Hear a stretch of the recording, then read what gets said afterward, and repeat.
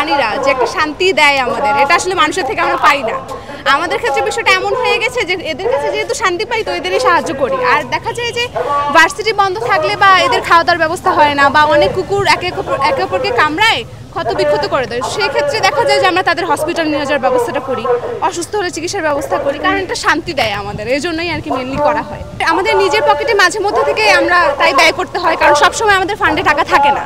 যখন আমাদের দেখা যায় একটা কেস এসেছে আমাদের হাতে, আমরা ধরেন যে একটা কুকুরকে নিয়ে গেছিলাম হসপিটালে, সেক্ষেত্রে দেখা যায় 10-12 হাজার টাকা লেগেই যায়, আমাদের পকেটে তো থাকবে না, তখন ফান্ডে আমরা টাকা তুলি বা বিকাশ বা নগদে টাকা দেই। যদি কেউ টাকা দেয় তাহলে সেক্ষেত্রে ব্যবস্থা করি, নয়তো আমরা নিজের টাকা দিয়ে ইনভেস্ট করার চেষ্টা করি। যে ঢাকা ইউনিভার্সিটির কোন অর্গানাইজেশনের পক্ষ থেকে এটা করা হয়? এটা Dhaka university animal welfare team. এটা তো আমাদের টিমটা পুরো ঢাকা বিশ্ববিদ্যালয়ের সপ্তাহে 3 থেকে 4 দিন ফিডিং, এমনকি কুকুর বিড়ালদের চিকিৎসার ব্যবস্থা করে থাকে।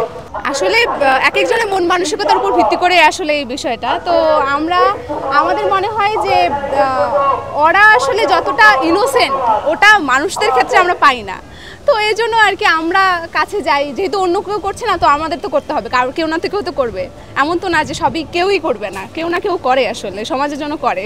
ওয়ালটন আবারও মিলিয়নিয়ার অফারে ওয়ালটন ফ্রিজ কিনে আপনিও হয়ে যেতে পারেন মিলিয়নিয়ার। অর্গানাইজেশনটা হচ্ছে animal welfare team of Dhaka university. আমরা মান্থলি যে কোনো ধরনের এই ঢাকা ভার্সিটি ভিত্তিক যত কুকুর বিড়াল আছে সে সমস্ত কুকুর বিড়ালের খাওয়া দাওয়া এবং হেলথ ট্রিটমেন্ট সব কিছুই হচ্ছে আর কি অর্গানাইজেশন থেকে দেখা হয়। তো আমাদের এই যে আজকে আমরা ফিডিং করাচ্ছি, এটা হচ্ছে আমাদের উইকলি 2-3 বার আমরা হচ্ছে এই ফিডিংটা করায় থাকি।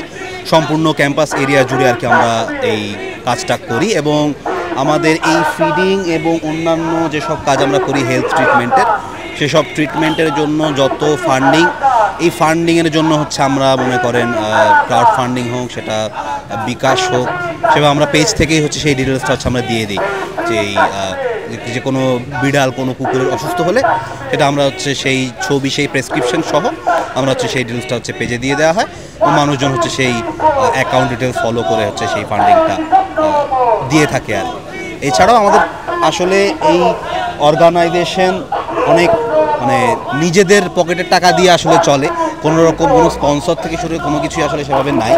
আমরা কয়েকজন যারা ভলান্টারিলি এখানে কাজ করি, ঢাকা ভার্সিটির যত স্টুডেন্ট, খালি ঢাকা ভার্সিটি না, আরও অনেক বাইরে ব্র্যাক ইউনিভার্সিটি, এনএসইউ থেকে আরও অনেক স্টুডেন্ট এই টিমে যুক্ত আছে। সেসব টিমের সেই মেম্বাররা হচ্ছে এখানে প্রায় মাসে এসে এখানে আর কি ভলান্টারিলি কাজ করে থাকে আর